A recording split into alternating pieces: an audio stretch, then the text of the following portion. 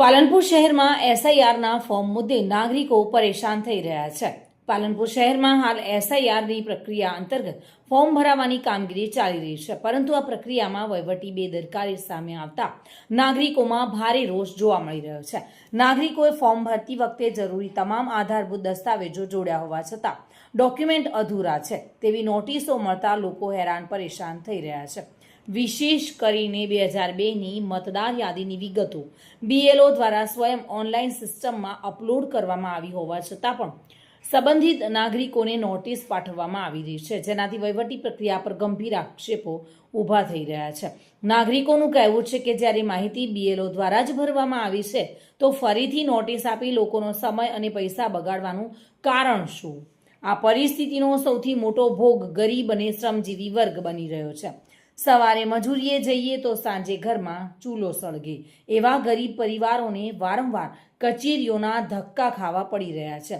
રોજી રોટી છોડીને નોટિસના જવાબ માટે કચેરીએ જવું પડે છે, છતાં પણ સંતોષકારક જવાબ મળતો નથી। પરિણામે ગરીબ નાગરિકોમાં આ પ્રક્રિયા પ્રત્યે ભય અને અસમાધાન વધી રહ્યું છે। આ સમગ્ર મુદ્દે જાગૃત નાગરિક ડોક્ટર રવિ સોનીએ ખુલ્લેઆમ પોતાનો બળાપો ઠાલવ્યો છે।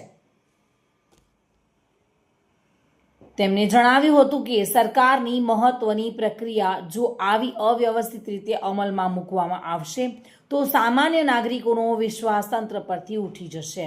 બીએલઓ દ્વારા ભરેલી વિગતો હોવા છતાં નોટિસો આપવી એ સ્પષ્ટ વહીવટી નિષ્ફળતા છે। ડોક્ટર સોનીએ વધુમાં માંગ કરી છે કે પૂર્ણ દસ્તાવેજો ધરાવતા નાગરિકોને આપવામાં આવેલી નોટિસો તાત્કાલિક રદ કરવામાં આવે। ગરીબ અને શ્રમજીવી નાગરિકોને કચેરીના ધક્કાથી મુક્તિ આપવામાં આવે। બીએલઓની ભૂલ અથવા સિસ્ટમની ખામી માટે નાગરિકોને જવાબદાર ન ઠેરવવામાં આવે। પાલનપુર શહેરમાં એસઆઈઆર પ્રક્રિયા સરળ અને નાગરિક મૈત્રી બનવાની જરૂર છે।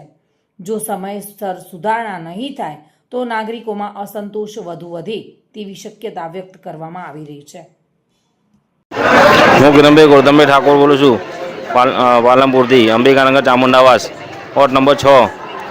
એમાં નોટિસ આપી છે, હજી તો વળી પાછી નોટિસ આપવાની વળી આવી છે નોટિસ મારી, અને એ ખાતે હું વિકલાંગ છું તો બી આ વડે આવ્યું કેટલા ધક્કા ખાવાના, હવે 800 ભાડા ખર્ચીને પછી ભરાવાના, એટલે એનાથી વધારે કેટલું હવે કરવાનું હોય। વળી પાછો બી હજી અહીંયા આગળ આવ્યો કોર્ટના અંદર તો વળી પાછી નોટિસ કે બે કાગળિયા મંગાવ્યા કે પપ્પાના આધાર કાર્ડ લાવો, પાન કાર્ડ લાવો, અને આવું કે આ રીતના કરવાનું છે। એટલે હું હવે વળી પાછો ઘેર જોઉં રહો, પછી મેં કે હવે તો વળી બીજી નોટિસ આવે એટલે પછી આવજો તમે। આખા ભારત શહેરમાં જ્યારથી જોયું ત્યારથી લોકો લાઈનમાં ઘડીકમાં આધાર કાર્ડ તો કે બેંક જોડે ટાઈપ કરાવડાવો, તમે ઘડીકમાં થોડી વાર બીજી વ્યવસ્થા એટલે કે રેશન કાર્ડમાં નામ તમારું પેલું એડ કરાવડાવો, ફરી પાછું કંઈક થાય એટલે કે બેંકમાં નામ કમી થઈ ગયું છે, કેવાયસી કરાવડાવો, એક પછી એક હવે જન્મના પ્રમાણપત્ર સીધું નામમાં નહીં ચાલે, અલગ અલગ નામ કરાવડાવો। હવે પાછું નવું આવ્યું કે એસઆઈઆર, જેની અંદર તમારું નામ ન હોય તો વોટ કરવા મળે નહીં। આ એસઆઈઆરની અંદર સરકારી માણસો જ બધા કામ કરતા હતા। હવે અમારું નામ 2002ની યાદીમાં છે કે નહીં એની યાદી અમારી જોડે થોડી છે, એ તમારી જોડે છે। તમારો બીએલઓ 2002ની યાદી લઈને નીકળ્યા હતા, અને જેનું 2002ની યાદીમાં નામ હોય એનું ટીક કરી ડોક્યુમેન્ટ લઈ અને નીકળી ગયા। તો હવે અમને તો એવું જ લાગે કે 2002માં નામ છે તો અમારું ઓકે થઈ ગયું।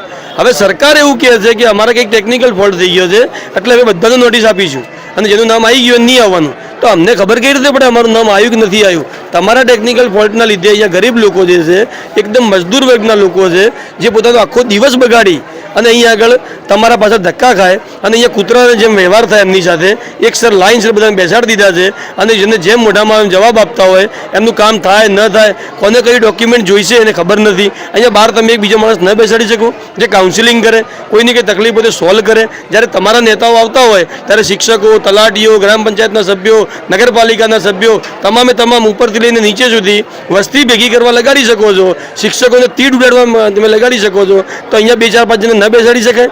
પણ તમારે કામ કરવું નથી।